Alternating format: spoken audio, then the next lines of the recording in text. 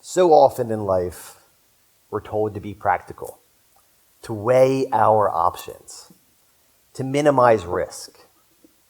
We're taught to build walls around our comfort zone, brick by careful brick. But what if the greatest risk in life is not taking one at all? What if the key to a life of adventure, of impact, and of genuine fulfillment lies in the power of saying yes? When we're young, life is a house of 1,000 doors. We race through the hallways, flinging them open, eager to see what's on the other side. A closet might hold pirate's treasure. The attic, a portal to another world. We weren't afraid of the unknown. We sought it out. But somewhere along the way, we begin to tiptoe. We become hesitant, holding that doorknob, afraid of what's on the other side.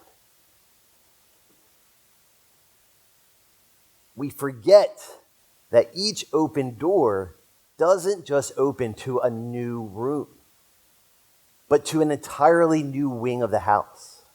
And those doors, they hold continents of experiences waiting to be explored. But we need to dare to turn that knob. We need to cross the threshold to begin our journey. My journey, my reawakening to that childhood sense of possibility. It began with a seemingly simple yes. I was staring at an email for a last-minute grant application that would allow me to climb Mount Kilimanjaro. But fear was whispering in my ears. I became hesitant. What if they don't want you? You're not in good enough shape to climb a mountain. You're just not good enough in general. But that childhood sense of wonderment, that childhood sense of possibility urged me forward. It urged me towards that word, yes. This wasn't about conquering a mountain. This was about conquering my own self-imposed limitations. And I had no idea what type of cascade of events I was about to unleash. The climb was hard. The exhaustion, the altitude, the sheer physical stress, it really wore me down. I did get to the summit, and it was spectacular. But I realized along the way that it wasn't the top of the mountain that was so important. It was the people I had met along the way. It was the shared laughter around the campfires. It was the quiet reflection under a nighttime sky full of stars. And most importantly, it was the meeting of a remarkable woman, a force of nature from the great state of New Jersey, who was dedicating her life to war orphans in Uganda. Doing so with another remarkable woman from Uganda who had opened her modest home to serve as a school for at-risk and war-affected youth. This was a chance encounter. This was a serendipitous connection born from embracing the unknown. Together with these two remarkable women, we embarked on a new journey.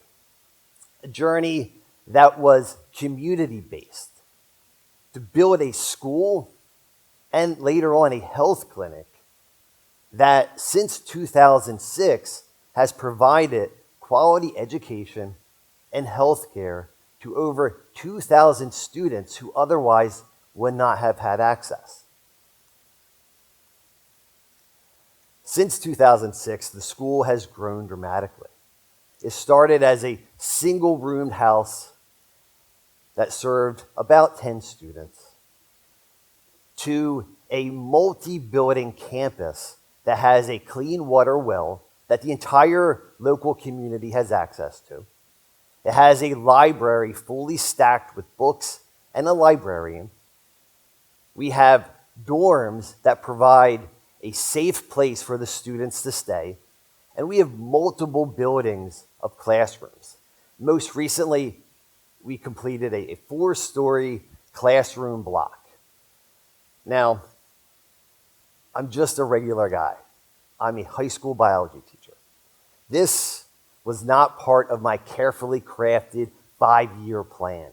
This is drastically outside my comfort zone. But that initial yes, it brought me to this opportunity to work with these amazing people to make a tangible difference for so many youth.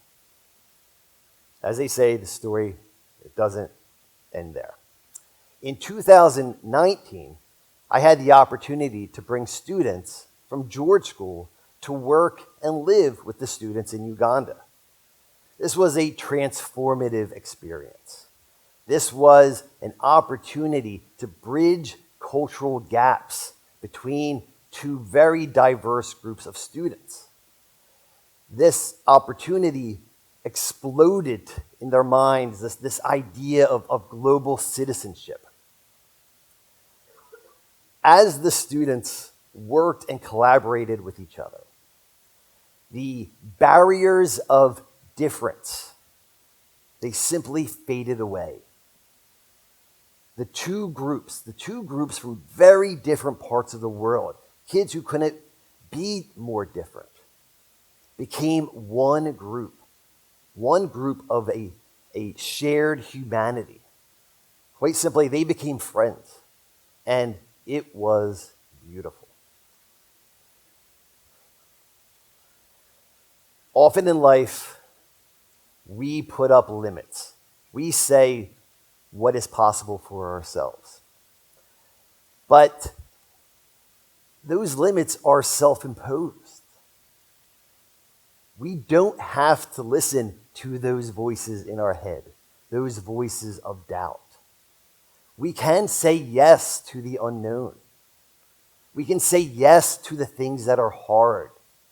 You never know who you're going to meet along the way. You don't know what your potential is until you go out, you take the chances. You will surprise yourself. I know I did. Life is dynamic. It is an ever-evolving canvas of opportunities. The key to unlocking those opportunities, to painting your own unique portrait, that lies within each and every one of us. We just need that courage to say yes. So I ask you, what's your Kilimanjaro? What door are you hesitant to open? What seemingly simple step, what simple act of courage will unleash a positive change in the world, in the people around you, and in you? Open the door. Say yes. Thank you.